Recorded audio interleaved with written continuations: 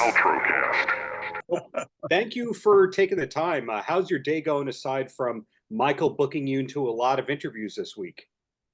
Yeah, it is a lot. It's been like that for about a month, actually. In fact, just a minute ago, I got a call from a guy called John Lappin, who's also been putting some things together. So yeah, it's been good. I've done a gig as well, so it's not all interviews. So it was good to play live, of course, which is what I love doing. Right. So the new record is why everyone is talking to you. When did you actually finish Timescape? I don't know exactly when. I think it was the end of July. I'm not sure. But maybe the beginning of July. I can't remember. But it took us about 2.5 years to do it, to put it all together. We've always recorded. Timeline have always recorded. For 10 years, we've been recording. Mm-hmm. We've been together 12 years. Mm-hmm. But I've always got the guys into a studio when we had time free. And these are the outcomes. The one side, as you know, but I'm saying it's a two-sided CD, CDs, and the first side is original songs. So there's one from the band, and the rest are from me, actually. So they've started writing now also. Mm-hmm. So we're waiting for their new stuff to get demoed and done so we can listen to it for the next one, you know. And I'm still writing. I'm very pleased with the way this album turned out. Right. This record is out on Brave Words Records, and Yep. a lot of people like myself go to Brave Words for our classic rock news. Were you an original reader of the Brave Words site? I've read it, but I wouldn't say I'm, I'm not. I don't search for, like you have to, Right. because it's your job. Don't search for world news on rock music. I'd rather play it myself, which is what we do in Timeline. We play, it's really a history. Our live shows are a history of rock music, in a way, a small history, small part of it, but nevertheless, it's there like that, and that's the way it's. That's the way I sort of present it in like a running order, and as a show, I talk a bit between each, not every song, but most songs. So I'm used to talking to an audience on stage. Then this album went stage further, Yeah. with that I'm actually singing a lead vocal, something which I never thought of doing before. But I always demo the songs so that the singers can learn the songs. We have two singers. One does like the AC/DC stuff, and that's Bun Davis. And the other one is Stevie G, and he sings the Earth Band, The Firm, David Gilmour, Uriah Heep material. So, and he also plays bass in the band. So it's a tight unit. We've been the same band for 10 years. We've been together for 12 years. And we hate each other. I figured We still get in the same van and drive to the gigs. Yes. So this band that hates each other, is there any chance there'll be a US tour in the future? I would hope so. we all want to go to the States. Who doesn't? I can work in the States because I've got a green card, but the band doesn't have visas, and it's very important to get visas. There's been horror stories of people coming without a visa and they get thrown out, never to return, you know? Right. And but the trouble with the visas is that sometimes they turn up 2 months after the show, after the tour is supposed to finish. You know, that's happened a few times. So I hope that don't happen to us if it ever comes together. As you know, we need an invitation to come from a promoter or something. Right. Some people, some members of the public think you can just go, oh, I want to go to America now, so I'll let's go to America and play. It's not like that, folks. No. So you mentioned how your show covers ground of Uriah Heep and Gilmore and The Firm, and that doesn't even mention your time playing with Asia, the music you did with Gary Numan. In other words, your credits, Tom Jones, etc. Most people, I don't think, connect the dots and realize that you can play all genres, and you have played all genres. So is there a chance you might even expand your show even more to have those other artists in it? Yes, we play for 2 hours right now, and nobody's ever disappointed. They're only disappointed when I say, okay, folks, this is the last song, then it's Sure. And if if they want it, we play for longer. So that's even longer than 2 hours. You know, it can be 2.5 hours. It could be 3 hours, if the crowd will take it. And we'd love to do that. Why not? Springsteen used to do that, you know? Still does. So stamina is not the problem for you. You're feeling great these days still. Yes. Funny enough, on a drum kit, it all comes together. It just flows. I think it's muscle memory for one.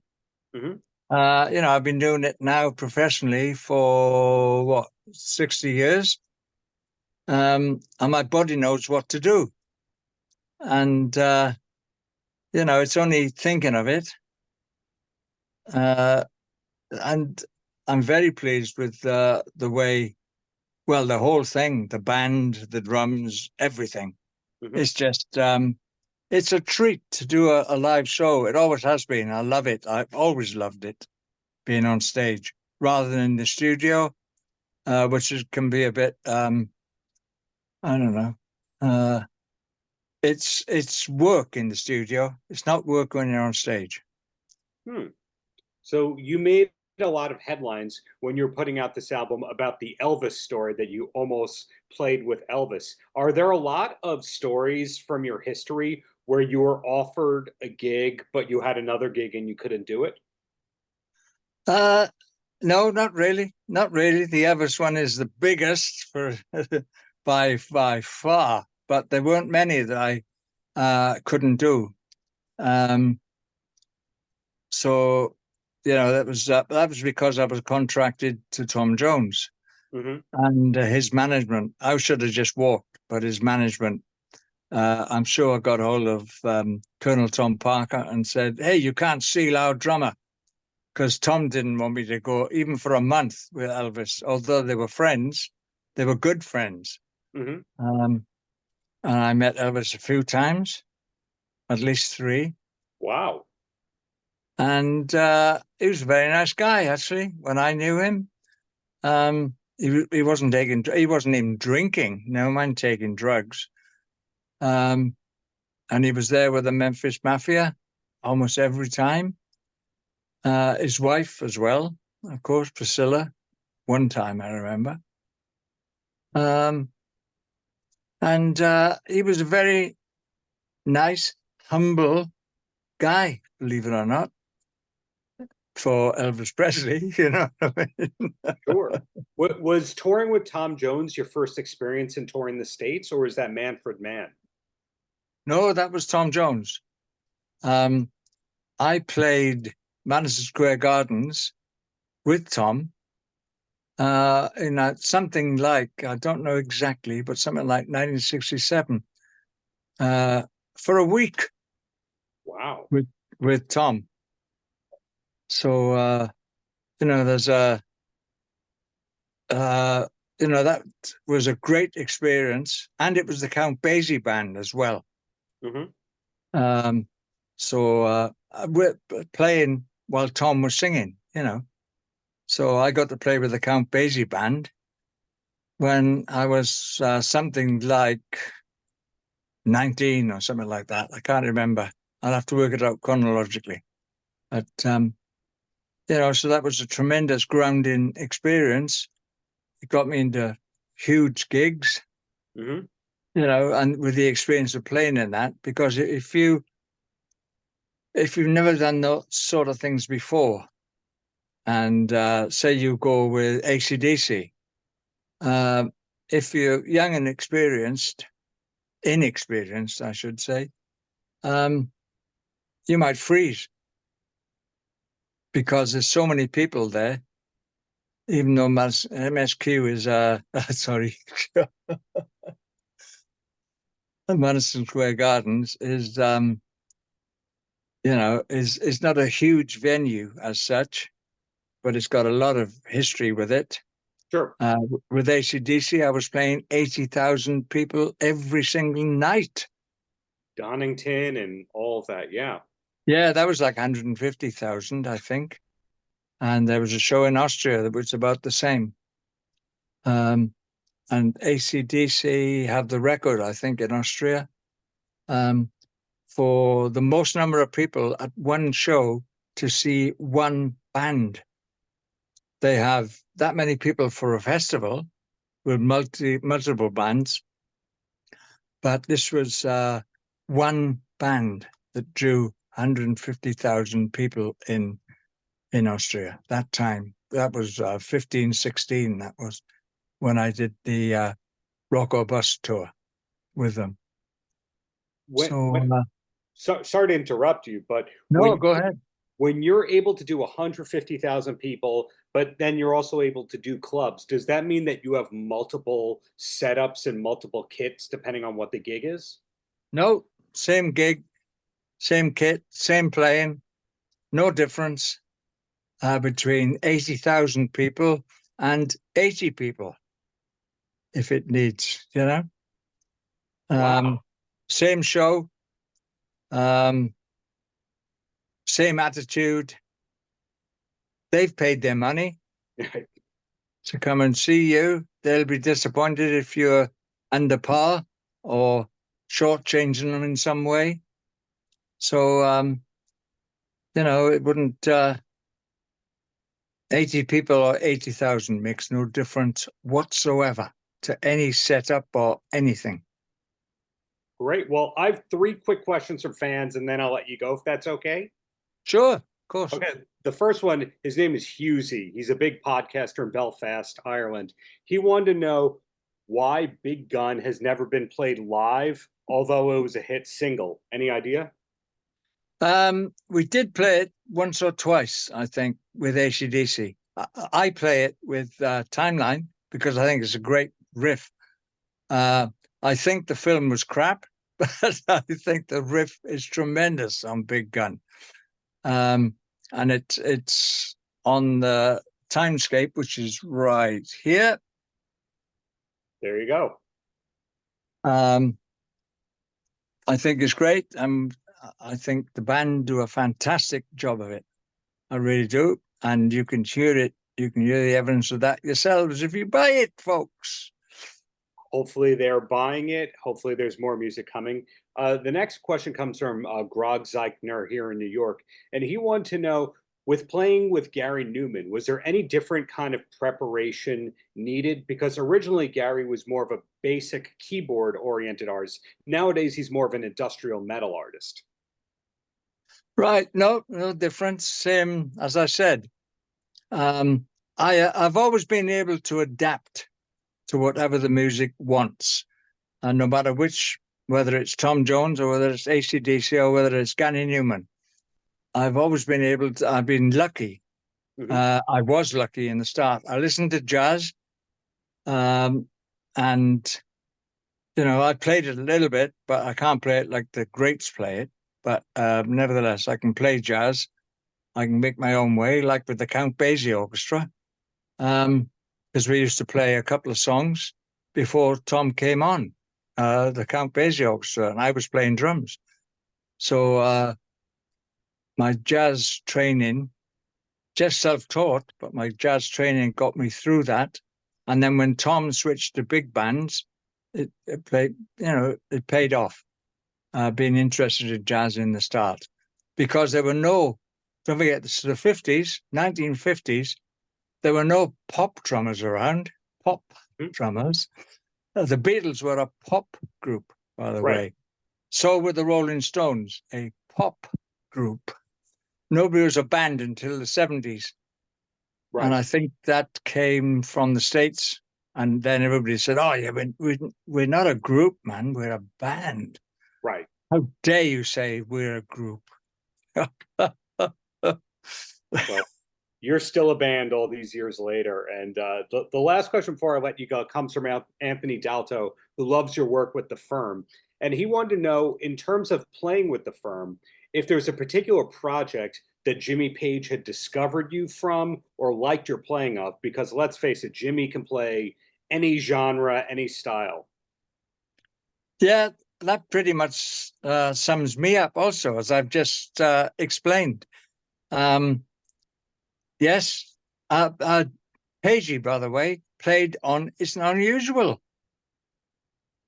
I didn't know that. Yep.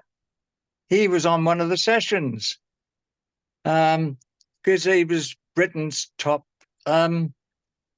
guitarist, go-to guitarist, Who do you want in your record? Jimmy Page. Yeah, of course you do. Who else do you want? But he was available. Famous 10 quid for 3 hours and he'd do a session. That's what it was like in the 60s. He played on things like the Kinks, gang, gadang, gang. Yeah. That's Jimmy Page. And I asked him when we were in the States somewhere in a pool, and that came on. And I said, hey, Jim, is that you? He said, oh, yeah, that's me. I said, I thought so. Yes. And I did a Tom Jones album. It's called 13 Smash Hits. And the bass player was John Paul Jones. Ah, John Baldwin. So, it's... and he was talking about forming a band with Pagey. And it was in a tea break. We have tea breaks in Britain, Sure. And 11 o'clock, got to have a tea break, union rule. And the brass players were all there, and it's like, what you doing then, JP? And it's like, well, I'm thinking of forming a band with Pagey, actually. What are you going to call it then, JP? Well, we thought we'd call it Led Zeppelin.